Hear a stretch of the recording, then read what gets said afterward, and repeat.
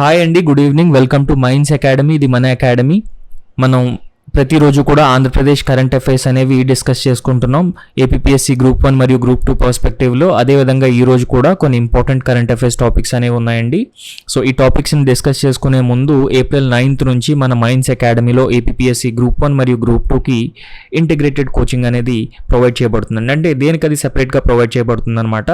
And even group 2లో కూడా మీరు డిఫరెంట్ సబ్జెక్ట్స్కి మాడ్యూల్స్ తీసుకోవాలన్నా సరే ఆ మాడ్యూల్స్ని మేము ప్రొవైడ్ చేస్తాం.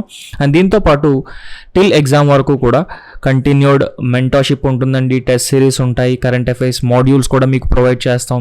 So end to end support మా దగ్గర నుంచి ఖచ్చితంగా ఉంటుందండి. ఇంకా మీకు డీటెయిల్స్ కావాలంటే స్క్రీన్ పైన కనిపిస్తున్న నెంబర్స్కి కాల్ చేసి మీరు డీటెయిల్స్ తెలుసుకోవచ్చు. అండ్ April 9 నుంచి బోత్ ఆఫ్లైన్ మరియు ఆన్లైన్లో మా క్లాసెస్ అనేవి స్టార్ట్ అవబోతున్నాయండి విత్ ఎక్స్పీరియన్స్డ్ ఫ్యాకల్టీ అనమాట.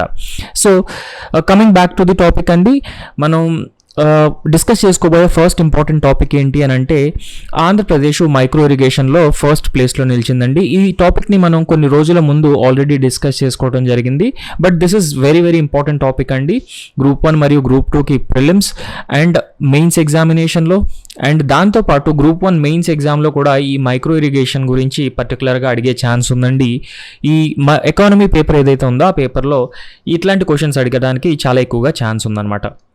ఇప్పుడు మనం ఎప్పుడైనా మైక్రో ఇరిగేషన్ అంటే మైక్రో ఇరిగేషన్ అనేది ఒక రకంగా ఈ water efficient method of irrigation అనమాట. అంటే మనం ఇప్పుడు సాధారణంగా ట్రెడిషనల్ మెథడ్ ఆఫ్ ఇరిగేషన్ ఒకసారి మనం చూస్తే ఈ ట్రెడిషనల్ మెథడ్స్లో ఏమవుతుందంటే రైతులు ఆ ఫీల్డ్స్ని ఇరిగేట్ చేసేటప్పుడు they just flood the fields with the water అండి. అంటే large quantities of water are being used అనమాట ఇరిగేషన్లో. సో దీనివల్ల చాలా నెగిటివ్ కాన్సిక్వెన్సెస్ ఉన్నాయండి. సో ఈ నెగిటివ్ కాన్సిక్వెన్సెస్ గురించి మాట్లాడుకుంటే పర్టికులర్ ఇండియాలోని అదేవిధంగా most of the areas in ఆంధ్రప్రదేశ్లో ఈ ట్రెడిషనల్ ఇరిగేషన్ మెథడ్స్ అనేవి ఫార్మర్స్ ఎక్కువగా యూజ్ చేయడం జరుగుతుందన్నమాట. ఈ ట్రెడిషనల్ ఇరిగేషన్ మెథడ్స్ని ఏమని పిలుస్తారంటే అన్సైంటిఫిక్ ఇరిగేషన్ మెథడ్స్ అని కూడా పిలుస్తారనమాట. ఈ అన్సైంటిఫిక్ ఇరిగేషన్ మెథడ్లో ఏమవుతుందంటే జనరల్గా లార్జ్ క్వాంటిటీస్ ఆఫ్ వాటర్ అనేది అవసరం అవుతుందన్నమాట. అంటే వాటర్ చాలా ఎక్కువ మొత్తంలో అవసరం అవుతుంది. సో కావలసిన దానికన్నా ఎక్కువ మొత్తంలో వాటర్ని ఫార్మర్స్ ఎక్స్ట్రాక్ట్ చేస్తున్నారు. మనం నిన్న కూడా డిస్కస్ చేసుకున్నాం, ఆంధ్రప్రదేశ్ గవర్నమెంట్ ఈ గ్రౌండ్ వాటర్ టేబుల్ పెంచడానికి కోసం అంటే అట్లీస్ట్ 1 మీటర్ పెంచాలనే ఉద్దేశంతో ఈ 100 days ప్రణాళికని తీసుకురావడం కూడా జరిగింది. మనం నిన్న డిస్కస్ చేసుకున్నాం అనమాట అది. అయితే ఎప్పుడైతే ఫార్మర్స్ హ్యూజ్ క్వాంటిటీస్లో వాటర్ని ఎక్స్ట్రాక్ట్ చేస్తున్నారో ఇట్ లీడ్స్ టు వాట్ అండి underground water resources depletion అనమాట. Right. So it leads to water resources depletion. So ఈ వాటర్ రిసోర్సెస్ డిప్లీషన్ దానివల్ల ఏమవుతుందంటే వాటర్ షార్టేజ్ అనేది ఒక కాన్సిక్వెన్స్ అనమాట. Water shortage. So water shortage further leads to water crisis. Whether it is drinking water అన్నా కానీ లేదంటే ఇరిగేషన్ వాటర్ అన్నా కానీ it might lead to the consequences like water crisis అనమాట. సో ప్రస్తుతానికి large number of agricultural fields ఏంటంటే they are not well equipped with the micro irrigation techniques అండి. ఈ మైక్రో ఇరిగేషన్ టెక్నిక్స్లో జనరల్గా ఏమవుతుందంటే farmers very often use drip irrigation, sprinkler irrigation, right. So drip ఇరిగేషన్ని అదేవిధంగా sprinkler ఇరిగేషన్ని use చేస్తారన్నమాట. అంటే బిందు సేద్య పద్ధతి అని అంటారు కదా. సో డ్రిప్ ఇరిగేషన్ అదేవిధంగా స్ప్రింక్లర్ ఇరిగేషన్ని ఫార్మర్స్ ఎక్కువగా యూజ్ చేస్తారనమాట ఈ మైక్రో ఇరిగేషన్ మెథడ్లో. సో ఈ మైక్రో ఇరిగేషన్ మెథడ్ వల్ల యూజ్ ఏంటంటే efficient usage of existing water resources అండి. అంటే ఈవెన్ మన దగ్గర స్కార్స్ వాటర్ రిసోర్సెస్ ఉన్నా సరే ఆ స్కార్స్ వాటర్ రిసోర్సెస్ని మనం ఎఫిషియెంట్గా యూటిలైజ్ చేసుకుంటాం అనమాట ఈ మైక్రో ఇరిగేషన్ టెక్నిక్ వల్ల. సో ఈ ఎఫిషియంట్ యూటిలైజేషన్ వల్ల ఏమవుతుందంటే మోర్ ల్యాండ్ అనేది can be brought under irrigation. So ఇప్పుడు ఆంధ్రప్రదేశ్లో కానీ లేదంటే ఓవరాల్గా ఇండియాలో కానీ, సో ఇండియాలో చూసుకుంటే 60 to 65% of the land total land ఏంటండి రెయిన్ ఫెడ్ ఏరియా అనమాట. ఈ రెయిన్ ఫెడ్ ఏరియా అంటే ఏంటి అంటే దాదాపుగా ఈ 60 to 65% ఆఫ్ ల్యాండ్ ఏదైతే ఉందో విచ్ ఇస్ అండర్ కల్టివేషన్ ఇది వర్షాల పైన మాత్రం ఆధారపడి ఉంది. ఎందుకంటే ఇరిగేషన్ ఫెసిలిటీస్ లేవన్నమాట ఈ ల్యాండ్కి పర్టికులర్గా. అయితే మైక్రో ఇరిగేషన్ టెక్నిక్ ఉండటం వల్ల ఏమవుతుందంటే ఎప్పుడైతే మన దగ్గర ఉన్నటువంటి వాటర్ రిసోర్సెస్ని ఎఫిషియెంట్గా యూజ్ చేసుకుంటామో మోర్ ల్యాండ్ ఇంకా ఎక్కువ ల్యాండ్కి వాటర్ రిసోర్సెస్ని ప్రొవైడ్ చేయడానికి చాలా ఎక్కువగా ఛాన్స్ ఉంటుందన్నమాట. ఈ మైక్రో ఇరిగేషన్ టెక్నిక్ వల్ల ఈ అండర్ గ్రౌండ్ వాటర్ రిసోర్సెస్ పైన స్ట్రెస్ ఉండదండి, ఎట్లాంటి ప్రెషర్ ఉండదన్నమాట. అంటే వాటర్ రిసోర్సెస్ని ఎఫిషియెంట్గా యూజ్ చేసుకుంటాం and it also leads to sustainable development అండి. మనందరికీ డెఫినేషన్ తెలిసిందే సస్టైనబుల్ డెవలప్మెంట్ అంటే ఏంటో. ఈ సస్టైనబుల్ డెవలప్మెంట్ అనే ఒక డెఫినేషన్ ఎవరు ఇచ్చారండి? బ్రంట్లాండ్ కమిషన్ అనేది ఇవ్వడం జరిగింది. మనకు ఆల్రెడీ తెలుసు 1987లో బ్రంట్లాండ్ కమిషన్ అనేది కాన్స్టిట్యూట్ చేయడం జరిగింది. ఈ బ్రంట్లాండ్ కమిషన్ సస్టైనబుల్ డెవలప్మెంట్కి ఒక డెఫినేషన్ అనేది కూడా ఇవ్వడం జరిగిందనమాట. సో దీనిలో భాగంగానే మనకి ఈ సస్టైనబుల్ డెవలప్మెంట్ గోల్స్ ఎజెండా అనేది ఉందండి 2015 నుంచి 2013లో భాగంగా. సో ఒక విషయం అర్థం చేసుకోవాలి ఏంటంటే ఈ మైక్రో ఇరిగేషన్ టెక్నిక్స్ అనేవి కూడా సస్టైనబుల్ డెవలప్మెంట్కి దారి తీస్తాయి అనమాట. పర్టికులర్గా మనం ఒకసారి సస్టైనబుల్ డెవలప్మెంట్ డెఫినేషన్ చూస్తే development that can address the needs of the present generation, అంటే ఈ ప్రెజెంట్ జనరేషన్ యొక్క నీడ్స్ కెన్ బి అడ్రస్డ్ అండి through sustainable development. And at the same time the future generations will not compromise for their needs అనమాట. అంటే ఇప్పుడు మనం underground water రిసోర్సెస్ని ఎక్సెస్గా ఎక్స్ట్రాక్ట్ చేసుకున్నప్పుడు ఏమవుతుందండి, future generations might not have water resources అనమాట. సో మైక్రో ఇరిగేషన్లో ఏమవుతుందంటే మనకు కావాల్సినంత వాటర్ మనం ఎక్స్ట్రాక్ట్ చేసుకోవచ్చు, because micro irrigation leads to water usage efficiency అనమాట. Right. So micro irrigation will lead to water usage efficiency. So దానివల్ల అగ్రికల్చర్ కావాల్సినంత వాటర్ని మనం యూస్ చేసుకోవచ్చు. More land can be brought under irrigation. And దాంతోపాటు agricultural productivity కూడా ఏమవుతుంది, agriculture production ఓవరాల్గా ఏమవుతుందండి, అగ్రికల్చర్ ప్రొడక్షన్ కూడా ఇంక్రీజ్ అవ్వడానికి చాలా ఎక్కువగా ఛాన్స్ ఉందన్నమాట. రైట్. సో ఇట్లాంటి చాలా చాలా యూజెస్ ఉన్నాయి కాబట్టి మైక్రో ఇరిగేషన్ని ప్రమోట్ చేయడానికి ఆంధ్రప్రదేశ్ గవర్నమెంట్ ఆల్రెడీ అంటే 2003లో సో 2003లో ఒక ప్రాజెక్ట్ని లాంచ్ చేసిందండి. ఆ ప్రాజెక్ట్ ఏంటంటే ఆంధ్రప్రదేశ్ మైక్రో ఇరిగేషన్ ప్రాజెక్ట్ అనమాట. Andhra Pradesh micro irrigation project. ఈ పర్టికులర్ ప్రాజెక్ట్ని 2003లో ఆంధ్రప్రదేశ్ గవర్నమెంట్ అనౌన్స్ చేసింది. ఈ ప్రాజెక్ట్ యొక్క ఆబ్జెక్టివ్ ఏంటండి, ఈ ప్రాజెక్ట్ యొక్క ఆబ్జెక్టివ్ ఏంటి అని అంటే రాష్ట్రంలో, ఆంధ్రప్రదేశ్ రాష్ట్రంలో ఈ రైతులు ఎవరైతే ఉన్నారో ఈ రైతులకి ప్రతి రైతుకి కూడా 70% నుంచి 90% వరకు ఈ మైక్రో ఇరిగేషన్ ఎక్విప్మెంట్ పైన సబ్సిడీ ఇవ్వాలి. సో దాని ద్వారా రైతులను ప్రోత్సహించాలి. ఈ మైక్రో ఇరిగేషన్ అంటే ఈ సూక్ష్మ సేద్యం అడాప్ట్ చేసుకోవడానికి రైతుల్ని ప్రోత్సహించాలి. సో 70% to 90% వరకు ఈ ఎక్విప్మెంట్ ఖరీదు కోసం అంటే కొనుగోలు చేయడం కోసం ఈ సబ్సిడీ అనేది ఆంధ్రప్రదేశ్ గవర్నమెంట్ ఇవ్వాలి. And more land should be brought under micro irrigation అనే లక్ష్యంతో 2003లో ఆంధ్రప్రదేశ్ మైక్రో ఇరిగేషన్ ప్రాజెక్ట్ అనేది లాంచ్ చేయడం జరిగిందనమాట. సో ఈ ప్రాజెక్ట్ సక్సెస్ ఫలితం ఆంధ్రప్రదేశ్ ఈరోజు టాప్ ప్లేస్లో ఉందన్నమాట. అంటే మైక్రో ఇరిగేషన్లో ఆంధ్రప్రదేశ్ ఈ రోజున టాప్ ప్లేస్లో ఉందన్నమాట అన్ని రాష్ట్రాలు చూసుకుంటే. సో ఆంధ్రప్రదేశ్ ఫస్ట్ ప్లేస్లో ఉంది. అండ్ ఇంకొక విషయం మనం అర్థం చేసుకోవాల్సింది ఏంటంటే ఆంధ్రప్రదేశ్లో దాదాపు 1.26 లక్షల హెక్టార్లు అండి, 1.26 లక్షల హెక్టార్ల భూమి అనేది మైక్రో ఇరిగేషన్ కిందకి తీసుకుని రావడం జరిగింది. ఆంధ్రప్రదేశ్ తర్వాత సెకండ్ ప్లేస్లో గుజరాత్ ఉందండి. సెకండ్ ప్లేస్లో గుజరాత్ అండ్ థర్డ్ ప్లేస్లో తమిళనాడు ఉన్నాయన్నమాట. This is very very important అండి. ఎగ్జామ్ పాయింట్ ఆఫ్ వ్యూలో you have to remember first ప్లేస్లో ఆంధ్రప్రదేశ్, సెకండ్ ప్లేస్లో గుజరాత్ అండ్ థర్డ్ ప్లేస్లో తమిళనాడు అండి. ఈ డేటా 2025-26కు సంబంధించిన డేటా అండి. 2025-26కి సంబంధించి ఫస్ట్ ప్లేస్లో ఆంధ్రప్రదేశ్ నిలిచింది. దాదాపు 1.26 లక్షల హెక్టార్ల భూమి ఈ మైక్రో ఇరిగేషన్ పరిధిలో ఉందన్నమాట.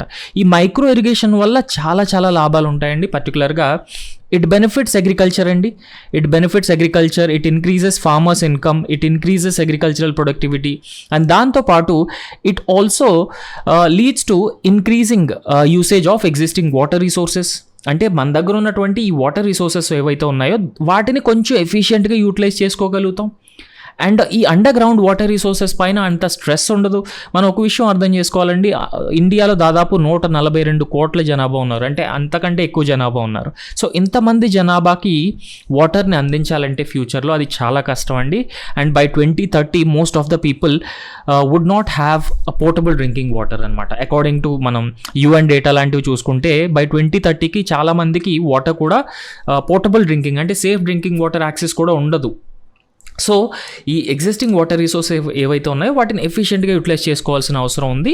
సో దానిలో భాగంగానే ఆంధ్రప్రదేశ్ ఈ మైక్రో ఇరిగేషన్లో టాప్ ప్లేస్లో నిలిచిందండి. This is very very important అనమాట. So I hope you have understood అండి.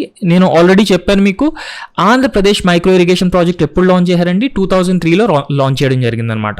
ఈ మైక్రో ఇరిగేషన్ ప్రాజెక్ట్లో భాగంగా ఎంత సబ్సిడీ ఇవ్వాలని ప్రభుత్వం నిర్ణయించి అంటే ఆంధ్రప్రదేశ్ గవర్నమెంట్ డిఫరెంట్ రైతులకి అంటే ఇప్పుడు స్మాల్ అండ్ మార్జినల్ ఫార్మర్స్ ఉంటారు కదండి, small small and marginal farmers ఎవరైతే ఉంటారో, ఈ స్మాల్ అండ్ మార్జినల్ ఫార్మర్స్ అంటే ఎవరంటే ఎవరికైతే 2 హెక్టార్ల కంటే తక్కువ భూమి ఉంటుందో వాళ్ళని స్మాల్ అండ్ మార్జినల్ ఫార్మర్స్ అని క్లాసిఫై చేస్తారండి.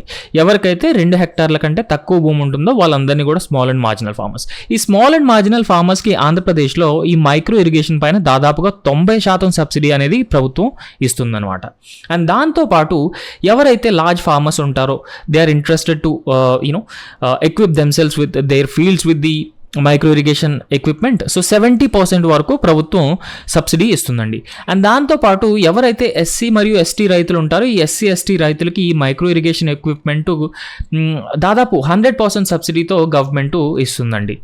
సో ఇలాగా గవర్నమెంట్ సబ్సిడీ ఇచ్చి మైక్రో ఇరిగేషన్ అంటే సూక్ష్మ సేద్యాన్ని ప్రమోట్ చేస్తుంది. ఆబ్జెక్టివ్ ఏంటండి, మన దగ్గర ఉన్నటువంటి వాటర్ రిసోర్సెస్ ఏవైతే ఉన్నాయో ఆ వాటర్ రిసోర్సెస్ని మరింత ఎఫిషియెంట్గా యూటిలైజ్ చేసుకోవాలి.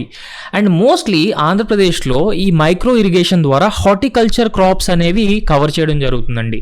అంటే పండ్ల తోటలు, టమాటో, సో ఇట్లాంటి తోటలు ఏవైతే ఉన్నాయో mostly it is focusing on horticulture crops అండి.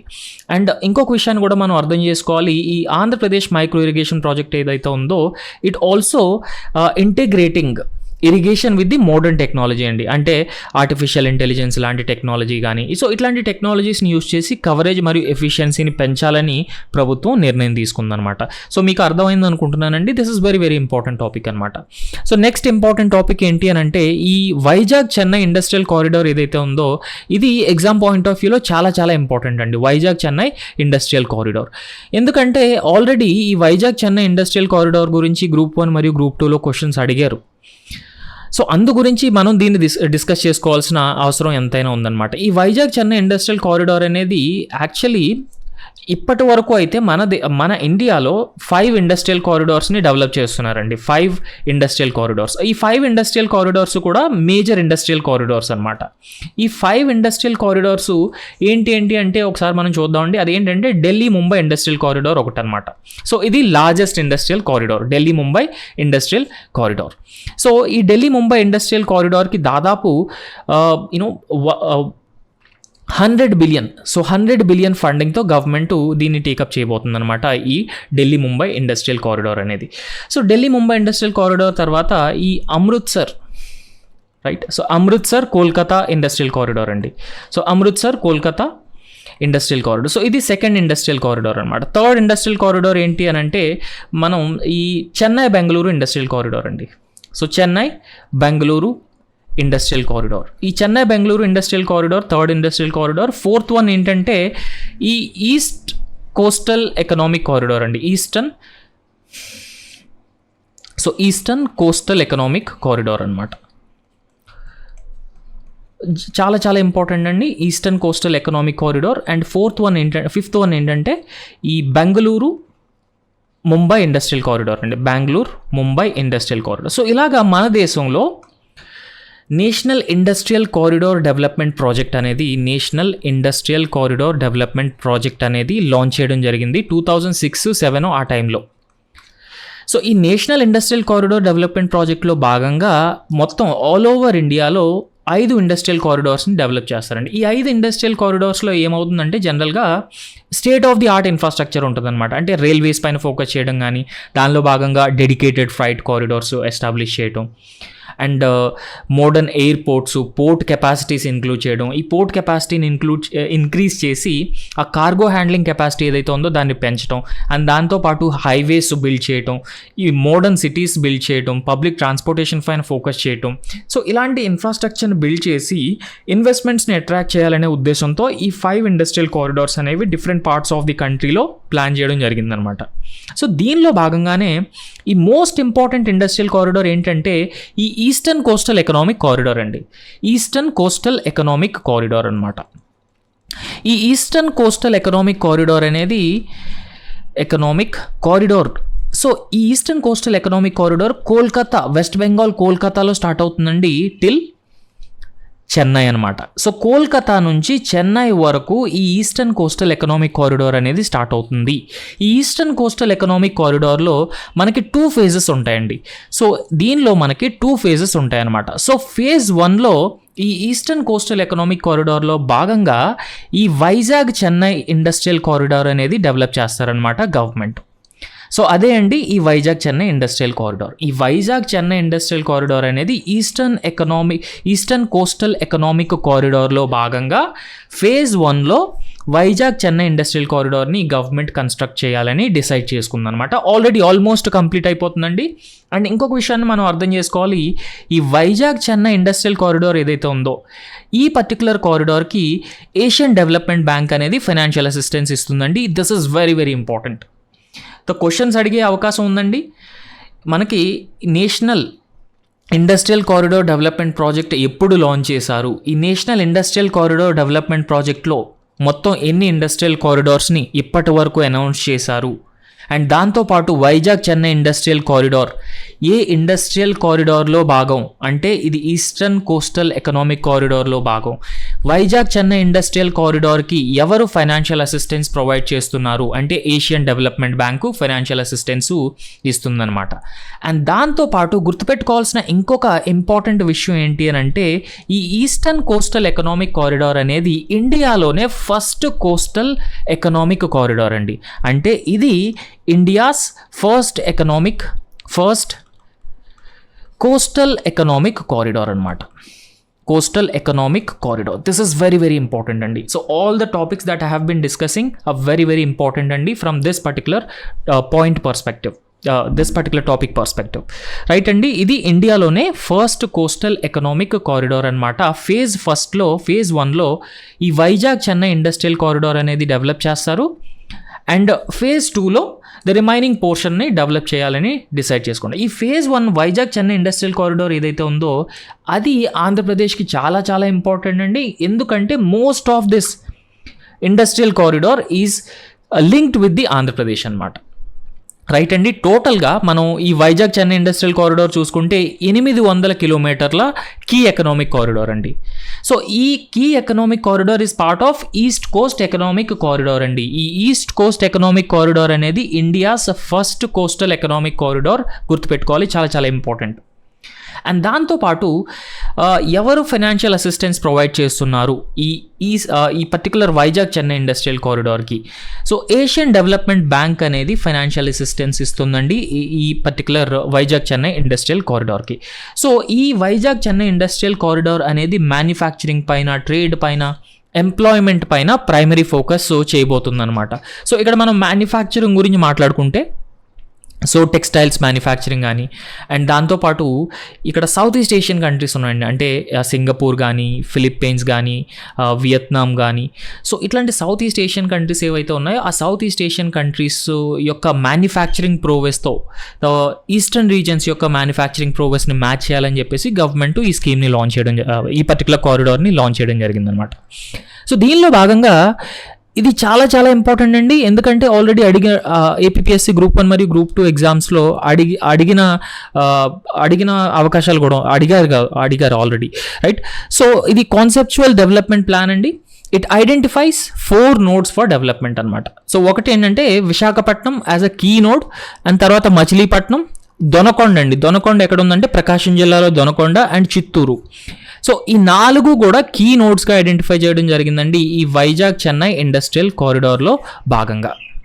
సో ప్రైమరీ ఇండస్ట్రీస్ ఏంటంటే it focuses on textile industry అండి, pharmaceutical, food processing, electronics, metallurgy, petrochemicals. So ఈ ఇండస్ట్రీస్ పైన ఇది ఎక్కువగా ఫోకస్ చేయడానికి ఛాన్స్ ఉన్నాయన్నమాట, right. So next important topic ఏంటంటే అండి మత్స్యకారుల సేవలో. సో ఈ మత్స్యకారుల సేవలో అనేది ఆంధ్రప్రదేశ్ ప్రభుత్వం లాంచ్ చేసిన ఒక వెరీ వెరీ ఇంపార్టెంట్ స్కీమ్ అండి. సో ఈ స్కీమ్ని ఎప్పుడు లాంచ్ చేశారు అంటే 2025 ఏప్రిల్ 26న ఆంధ్రప్రదేశ్ ముఖ్యమంత్రి చంద్రబాబు నాయుడు గారు శ్రీకాకుళం జిల్లా ఎచ్చెర్ల మండలం బుడగట్లపాలెంలో లాంచ్ చేశారనమాట. సో అడగటానికి ఎక్కువగా ఛాన్స్ ఉందండి. ఈ మత్స్యకారుల సేవలో అనే పథకాన్ని ఏ తేదీన లాంచ్ చేశారు అంటే ఏప్రిల్ 26, 2025న ఈ స్కీమ్ని లాంచ్ చేయడం జరిగింది. ఎక్కడ లాంచ్ చేశారు అంటే శ్రీకాకుళం జిల్లా ఎచ్చెర్ల మండలం బుడగట్లపాలెం అనే ఒక గ్రామంలో. ఈ బుడగట్లపాలెం అనే గ్రామంలో దీన్ని లాంచ్ చేయడం జరిగిందనమాట. సో ఒకసారి చూద్దామండి ఈ మత్స్యకారుల సేవలో ఈ పథకం యొక్క ఆబ్జెక్టివ్స్ ఏంటి, సో ఎందుకు ఈ స్కీమ్ని లాంచ్ చేశారు అనే విషయాల్ని మనం ఒక్కసారి క్లియర్గా చూద్దామండి. సో ఈ స్కీమ్ని మనం ఆల్రెడీ డిస్కస్ చేసుకున్నాం. April 26, 2025 ఈ స్కీమ్ని బుడగట్లపాలెం అనే గ్రామంలో చంద్రబాబు నాయుడు గారు లాంచ్ చేయడం జరిగిందనమాట.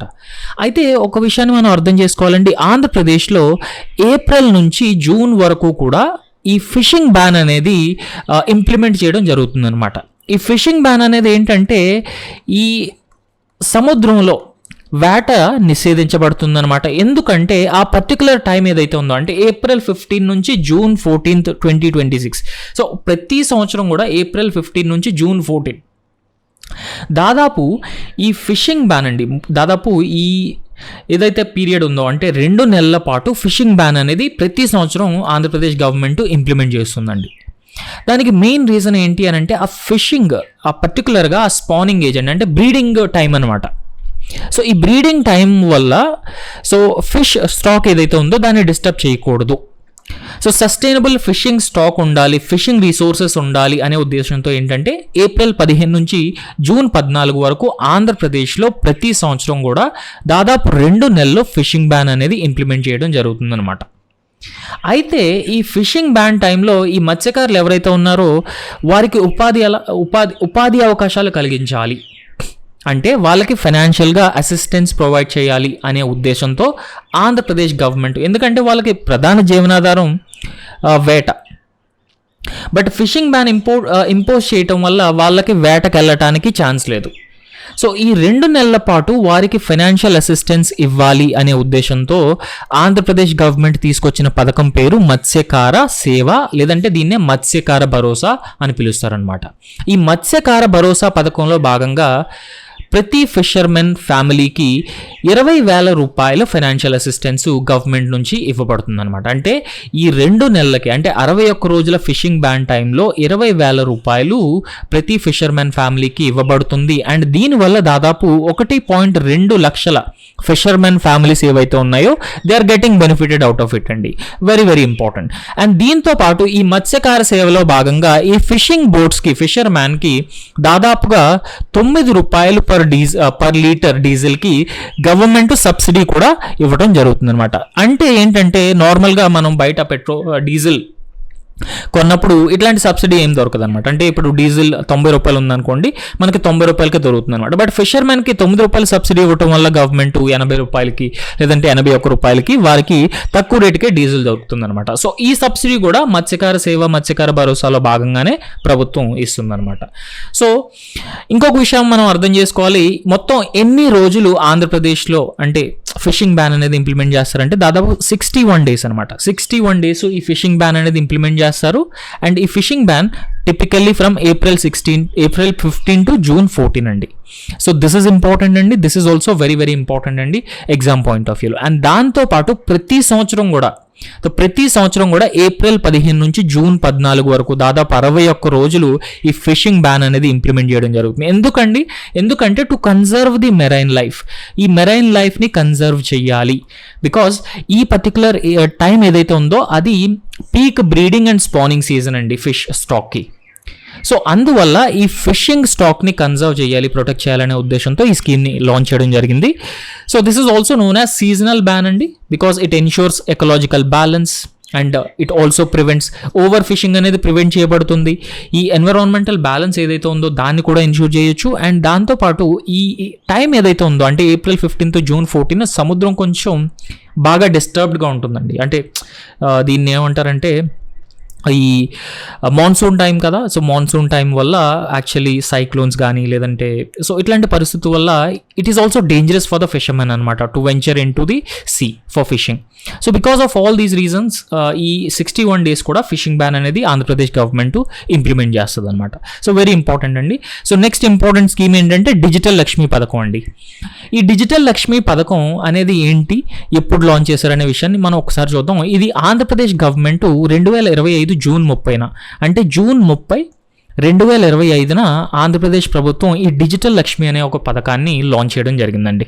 ఈ digital Lakshmi or digi Lakshmi, so మనం సింపుల్గా డిజి లక్ష్మి అని దీన్ని పిలుస్తారనమాట. ఈ డిజిలక్ష్మి ఎవరిని టార్గెట్ చేస్తుంది అంటే ఈ డిజిలక్ష్మి స్కీమ్ అనేది ఈ అర్బన్ పూర్ ఉమెన్ ఎవరైతే ఉంటారో, అర్బన్ ఏరియాస్లో ఉన్నటువంటి పూర్ ఉమెన్, అదేవిధంగా ఈ రూరల్ ఏరియాస్లో సెల్ఫ్ హెల్ప్ గ్రూప్ ఉమెన్, ఈ self help group women urban poor ఉమెన్ని టార్గెట్ చేస్తుందన్నమాట అండి ఈ డిజిలక్ష్మి స్కీమ్. సో ఈ డిజిలక్ష్మి స్కీమ్లో భాగంగా గవర్నమెంటు ఒక రకంగా ఈ కామన్ సర్వీస్ సెంటర్స్ ఏవైతే ఉంటాయో, కామన్ సర్వీస్ సెంటర్స్ అంటే గవర్నమెంటు ఫైనాన్షియల్ అసిస్టెన్స్ ఇస్తుందండి అర్బన్ పూర్ ఉమెన్కి, సెల్ఫ్ హెల్ప్ గ్రూప్ ఉమెన్కి to establish common service centres. So common service centres అంటే ఫర్ ఎగ్జాంపుల్ ఇంటర్నెట్ సెంటర్స్ అండి, ఇంటర్నెట్ కియోస్క్స్ అంటారు కదా. సో ఆ ఇంటర్నెట్ సెంటర్స్ని ఎస్టాబ్లిష్ చేయటం కోసం, అంటే ఈ ఇంటర్నెట్ సెంటర్స్లో ఆన్లైన్ అప్లికేషన్స్ కానీ, కరెంట్ బిల్స్ కట్టించుకోవటం కానీ, ప్రాపర్టీ ట్యాక్సెస్ కట్టించుకోవటం కానీ, ఆధార్ సేవలు ప్రొవైడ్ చేయడం కానీ, ఇట్లాంటివన్నీ కూడా ఈ కామన్ సర్వీస్ సెంటర్స్లో ప్రొవైడ్ చేస్తారు. అంటే మహిళలకి సెల్ఫ్ ఎంటర్ప్రెన్యూర్షిప్ దిశగా ప్రోత్సహించాలి అనే ఉద్దేశంతో ఈ డిజిలక్ష్మి స్కీమ్ని జూన్ 30, 2025 ఆంధ్రప్రదేశ్ ప్రభుత్వం స్టార్ట్ చేసిందండి. ఇది focuses on urban poor women and self help group women పైన ఫోకస్ చేస్తుంది. వీళ్ళకి దాదాపుగా ప్రభుత్వం ఒక 2.5 లక్షల వరకు లోన్ ఇస్తుందన్నమాట. 2.5 లక్షల వరకు లోన్ ఇస్తుంది. అండ్ ఆ లోన్ ఇచ్చి కామన్ సర్వీస్ సెంటర్స్ని ఎస్టాబ్లిష్ చేసేలాగా ప్రభుత్వం వీళ్ళని ప్రోత్సహిస్తుంది అనమాట. అంటే దాదాపుగా రాష్ట్రంలో ఈ సెల్ఫ్ హెల్ప్ గ్రూప్ ఉమెన్ ద్వారా 9,034 కామన్ సర్వీస్ సెంటర్స్ని ఎస్టాబ్లిష్ చేయాలని ప్రభుత్వం లక్ష్యంగా పెట్టుకుందనమాట. దీనివల్ల ఉమెన్కి ఈ సెల్ఫ్ ఎంప్లాయ్మెంట్, ఎంటర్ప్రెన్యూర్షిప్ ఆపర్చునిటీస్ దొరుకుతాయి. అండ్ దాంతోపాటు ఈ కామన్ సర్వీస్ సెంటర్స్ ఎస్టాబ్లిష్ చేయటం వల్ల ఈ ఆన్లైన్ సేవలు ఏవైతే ఉన్నాయో అవి దొరకటానికి కూడా చాలా ఎక్కువగా ఛాన్స్ ఉందండి. ఈ స్కీమ్ని, ఈ డిజిలక్ష్మి స్కీమ్ని ఎవరు ఇంప్లిమెంట్ చేస్తారు అంటే డైరెక్టర్ ఆఫ్ మెప్మా అండి. So MEPMA director. సో ఈ మెప్మా అంటే ఏంటంటే mission for elimination of poverty in municipal areas అనమాట. ఈ మెప్మా అంటే mission for elimination of poverty in municipal areas. ఈ మెప్మా డైరెక్టర్ ఎవరైతే ఉన్నారో వాళ్ళు ఈ డిజిలక్ష్మి స్కీమ్ని ఇంప్లిమెంట్ చేయడం, మానిటర్ చేయడం రెగ్యులర్గా చేస్తూ ఉంటారనమాట. ఇదండి డిజిటల్ లక్ష్మి పథకం అనమాట. సో నేను ఆల్రెడీ చెప్పాను, ఈ డిజిటల్ లక్ష్మి స్కీమ్ని it was launched in June 2025 అండి. And it empowers urban women and self help group women by establishing 9,034 atom kiosks అండి. రైట్. సో గవర్నమెంట్ కూడా will provide financial assistance to those self-help group women who are interested to set up these common service centers అన్నమాట. So next current affairs topic అండి. So పర్టికులర్గా మనం ఏవైతే discuss చేసుకుంటున్నామో ఇవన్నీ కూడా government schemes అనమాట.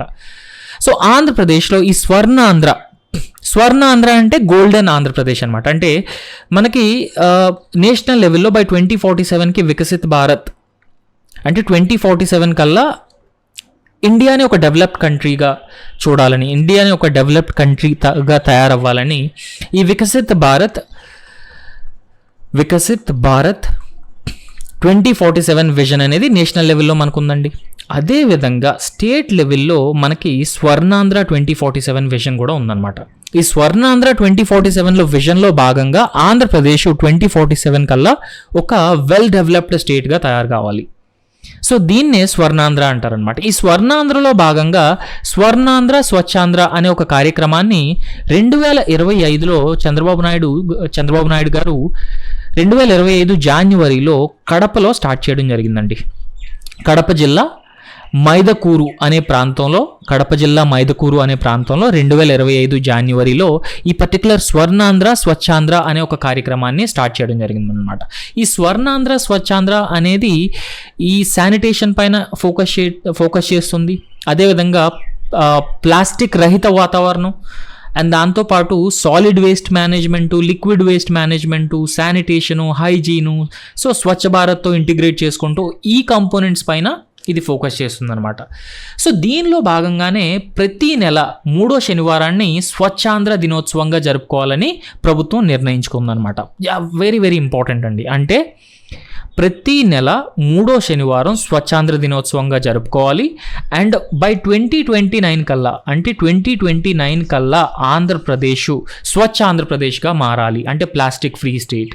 Andhra Pradesh top state in solid waste management కానీ, liquid waste management కానీ, శానిటేషన్ కానీ, హైజీన్ కానీ, ఓపెన్ డెఫికేషన్ ఫ్రీ కానీ. సో ఇవన్నీ అచీవ్ చేయాలి అంటే ఆంధ్రప్రదేశ్ 2029 కల్లా స్వచ్ఛ ఆంధ్రప్రదేశ్గా మారాలి అనే ఉద్దేశంతో ఈ స్వర్ణాంధ్ర స్వచ్ఛాంధ్ర అనే కార్యక్రమాన్ని 2025 జనవరిలో కడప జిల్లా మైదుకూరులో ఆంధ్రప్రదేశ్ ముఖ్యమంత్రి చంద్రబాబు నాయుడు గారు స్టార్ట్ చేయడం జరిగిందండి. సో దట్స్ ఆల్ అండి. Thank you so much. So please like ఆ వీడియో అండి.